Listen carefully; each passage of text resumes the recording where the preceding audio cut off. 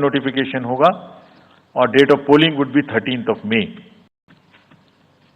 Date of counting in the entire country would be 4th of June for all by-elections, for the assembly elections, for the parliamentary elections. इसका map कुछ इस तरह का दिखाई देगा. इस समय तक हम इसमें Telangana, Andhra, Orissa would start, and by that time, other than that, entire South India would be complete, entire Western India would be complete, Northeast would be complete. और फिफ्थ फेज 26 अप्रैल से शुरू होगी और 20 मई तक चलेगी. 20 मई तक डेट ऑफ पोल होगी. बीच में नॉमिनेशन, स्क्रूटनी और विड्रॉल की डेट्स रहेंगी. Counting of course is 4th of June. It will look like this, which is in front of you.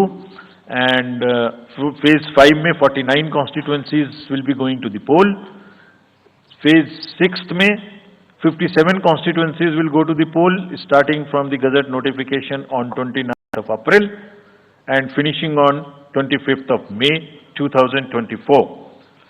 इसका मैप कुछ इस तरह का दिखाई देगा कि मोस्टली यूपी, बिहार, बंगाल, उड़ीसा और साथ में कुछ नॉर्थ का पोर्शन चालू रहेगा.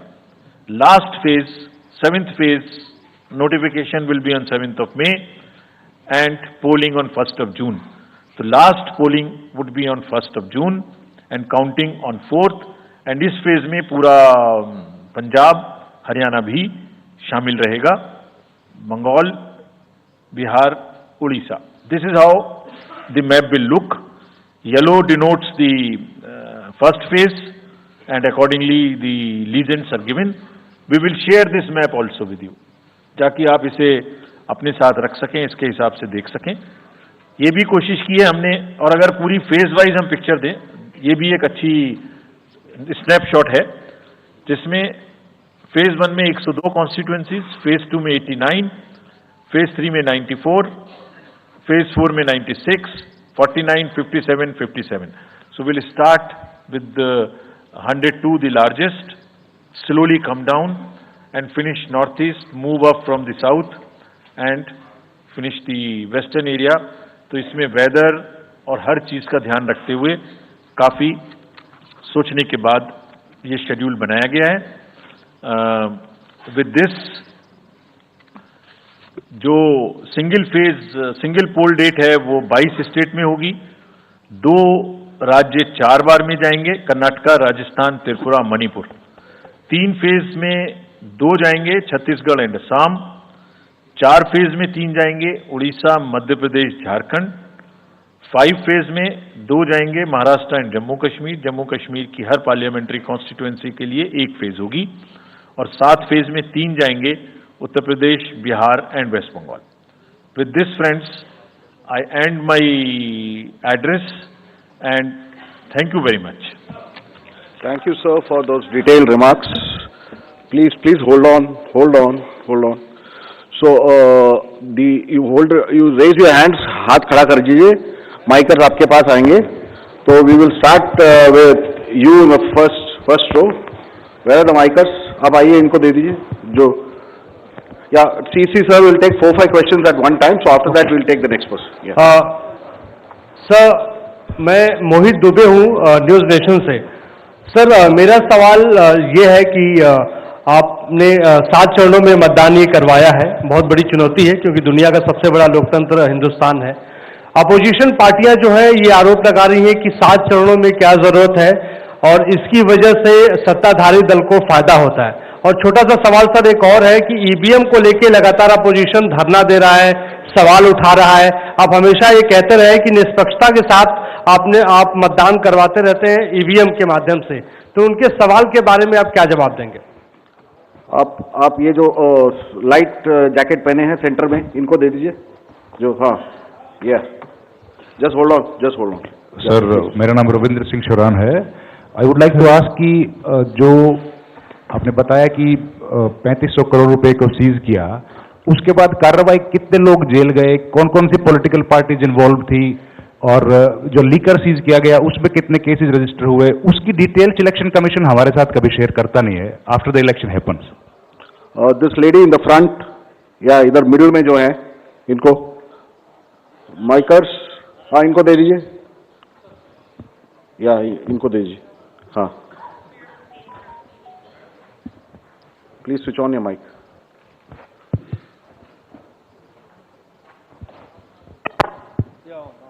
Great. Samir Hussain from BBC News. This is an incredible feat to try.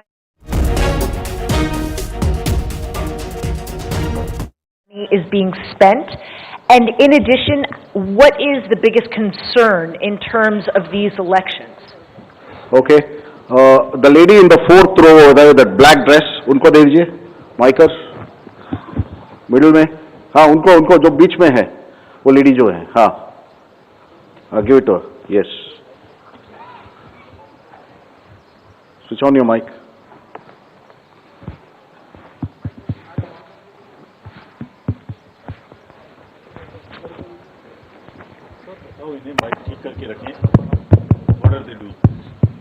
Hi, I'm Ashlyn. You said in your speech Can you just introduce yourself? I'm Ashlyn Matthew, From? National Herald. Thank you. You had said in your speech that there should be no hate speech. There will be a caliber. तो ये जो तस्वीर निकलकर सामने आ रही है, अब लगभग तस्वीर साफ है। लोकसभा चुनाव 2024 और आपकी स्क्रीन पर ये तमाम जानकारियां, किस चरण में कितनी सीटें। तो पहला चरण 19 अप्रैल को शुरू हो जाएगा। 21 राज्य इसमें कवर किए जाएंगे, 102 सीटें, और इसी पहले चरण में मध्य प्रदेश की 29 सीटों के लिए मतदान होगा। और आपको अलग अलग चरण की तारीखें बता रहे हैं, कितनी सीटों पर चुनाव होगा वो आप इस ग्राफिक्स जरिए देख सकते हैं। और साथ ही 4 जून वो तारीख है जब नतीजे सबके सामने होंगे और ये साफ हो जाएगा कि देश में एक बार फिर किसकी सरकार बन रही है, 2024 में कौन सरकार बनाने में कामयाब रहता है। पहले चरण में 102 सीटें 19 अप्रैल, दूसरा चरण 26 अप्रैल 89 सीटें इसमें हो जाएंगी। तीसरा चरण है 7 मई का 94 सीटें, चौथा चरण 13 मई 96 सीटें, पांचवा चरण 20 मई 49 सीटें, छठा चरण 25 मई 57 सीटें, सातवां और आखिरी चरण 1 जून, इसमें भी 57 सीटें। ये 1 जून को पूरा जो मतदान प्रक्रिया से जुड़ा प्रोसेस रहेगी वो खत्म हो जाएगी और फिर जैसे कि अपर्णा जिक्र कर रही है 4 जून को यह तय हो जाएगा कि आपने जनादेश किसे दिया है। तो वोटिंग 7वें चरण के लिए 1 जून को खत्म होगी। 4 तारीख को नतीजे सबके सामने होंगे। पहले फेज में तमिलनाडु, राजस्थान, छत्तीसगढ़, मध्य प्रदेश, उत्तराखंड, जम्मू कश्मीर के 1 चुनाव होंगे। और बड़ी खबर यह है, बड़ी तारीख है 4 जून, जब नतीजे सबके सामने होंगे। 19 अप्रैल से वोटिंग शुरू होगी।